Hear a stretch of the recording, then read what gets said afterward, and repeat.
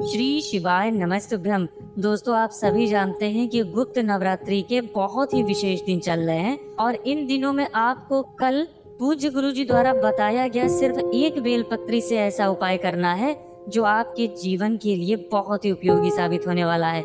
ये उपाय व्यापारी भी कर सकते हैं, बच्चे भी कर सकते हैं, नौकरी करने वाले भी कर सकते हैं और जिनके घर में लड़ाई झगड़ा बहुत होता है, जिनके घर में गृह क्लेश बहुत ज्यादा होती है, वो भी कर सकते हैं।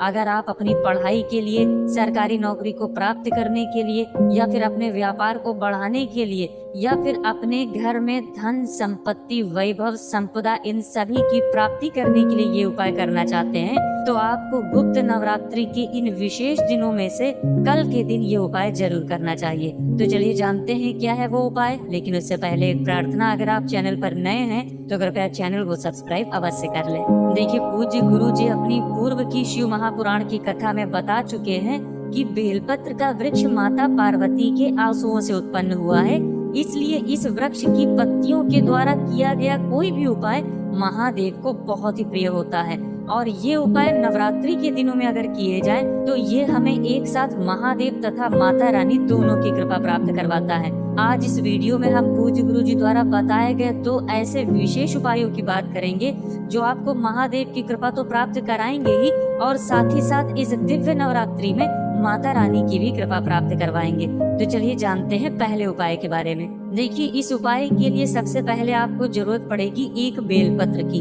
बेलपत्र आप सभी जानते हैं कि कहीं से भी कटी फटी नहीं होनी चाहिए और बेलपत्र की डंडी के आखिर में जो डूट होती है यानी जो डंठल होता है, बेलपत्र की डंडी के आखिर में जो गांठ होती है वो भी नहीं होनी चाहिए, उसको भी हटा देंगे। पूज्य गुरु जी तो यहाँ तक भी कहते हैं कि अगर आपके पास बेलपत्र नहीं है तो आप शिवालय जाकर शिवलिंग के ऊपर चढ़ी हुई बेलपत्र को उठाकर जल से शुद्ध करके फिर उसका इस्तेमाल भी आप कर सकते हैं। अब ये एक बेलपत्र लेने के बाद आपको चावल के कुछ दाने ले लेने हैं। चावल के कुछ दाने चाहे तो आप 11 दाने ले ले या 7 दाने ले ले या 21 दाने ले ले, जितने भी आप ले सकते हैं उतने आप अपने सामर्थ्य के अनुसार ले लें। लेकिन आपको ध्यान रखना है कि चावल के इन दानों में से कोई भी दाना खंडित नहीं होना चाहिए, टूटा हुआ नहीं होना चाहिए, क्योंकि महादेव में हम लोग कोई भी सामग्री खंडित समर्पित नहीं करते हैं। फिर इसी के साथ आपको आधा चम्मच या उससे भी कम शहद ले लेना है।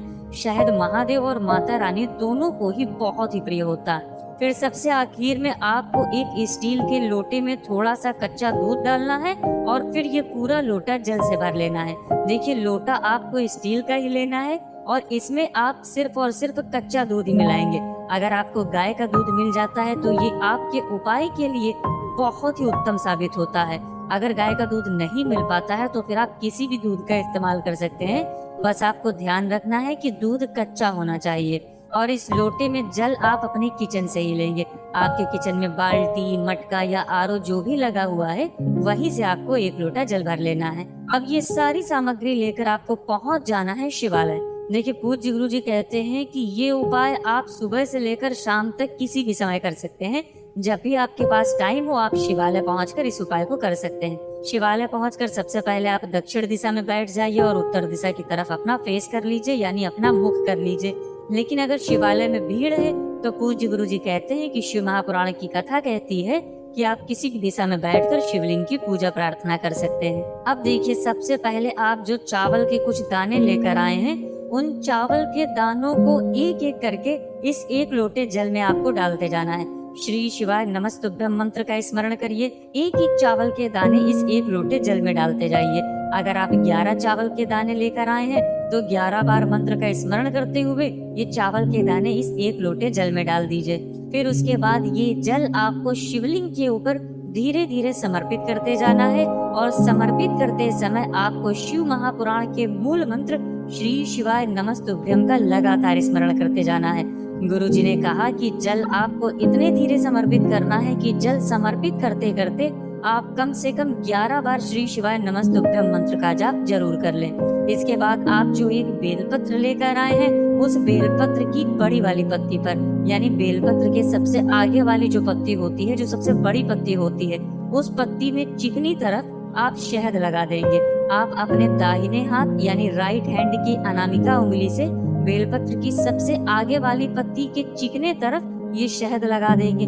अगर आपको अनामिका उंगली के बारे में जानकारी नहीं है तो सामने स्क्रीन पर आपको पूरे हाथ की उंगलियां दिखाई जा रही हैं। इसी में से ये जो तीसरी उंगली होती है इसे अनामिका उंगली कहा जाता है और इसी उंगली से आपको शहद लगा देना है। फिर ये बेलपत्र आपको अपने दाहिने हाथ में रखना है और अपने जीवन में जो भी समस्या चल रही है, अगर आपके व्यापार में समस्या चल रही है या फिर आप सरकारी नौकरी की तैयारी कई महीनों से कई वर्षों से कर रहे हैं, लेकिन आपकी मेहनत करने के बावजूद भी आपको नौकरी प्राप्त नहीं हो पा रही है, आपकी मेहनत करने के बावजूद भी आपके व्यापार में तरक्की नहीं हो रही है, आप कई प्रयास कर चुके हैं धन कमाने के, लेकिन आपको धन नहीं प्राप्त हो पा रहा है, धन की आवक नहीं बन पा रही है, या फिर आपके घर में झगड़े बहुत होते हैं, घर में शांति नहीं है, तो गुरुजी ने कहा कि आपके जीवन में अगर किसी भी प्रकार की समस्या चल रही है तो आपको उस समस्या का स्मरण करना है और महादेव से तथा माता रानी से उस समस्या को दूर करने के लिए प्रार्थना करते हुए ये एक बेलपत्र आपको शिवलिंग के ऊपर समर्पित कर देनी है।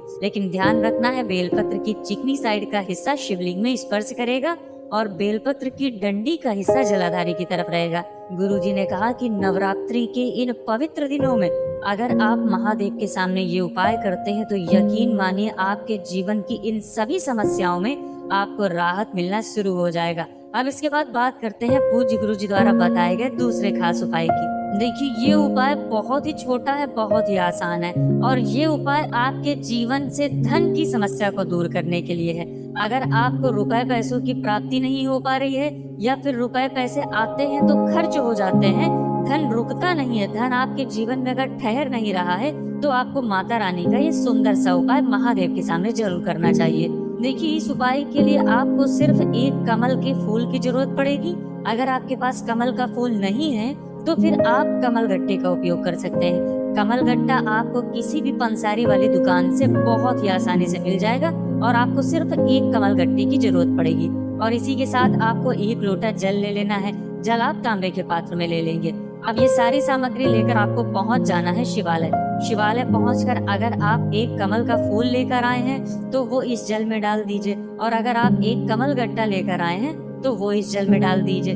दोनों में से जो भी आप लेकर आए हैं इस जल में डालने के बाद फिर ये जल आपको शिवलिंग के ऊपर धीरे धीरे समर्पित करते जाना है और समर्पित करते समय आप लगातार शिव महापुराण के मूल मंत्र श्री शिवाय नमस्तुभ्यम का स्मरण करते जाएंगे। जल समर्पित करने के बाद अगर कमल का फूल या कमल गट्टा पात्र में बचा रहता है तो आपको वो अपने दाहिने हाथ यानी राइट हैंड से निकालकर शिवलिंग के ऊपर श्री शिवाय नमस्तुभ्यम मंत्र का जाप करते हुए समर्पित कर देना है। इसके बाद महादेव से तथा माता रानी से अपने जीवन में चल रही धन की समस्या को दूर करने के लिए विनती कर लेनी है, प्रार्थना कर लेनी है। तो दोस्तों, ये थे पूज्य गुरुजी द्वारा बताए गए दो बहुत ही खास उपाय। अगर आपको जानकारी अच्छी लगी हो तो वीडियो लाइक करिएगा। मिलते हैं फिर एक नई जानकारी के साथ। श्री शिवाय नमस्तुभ्यम।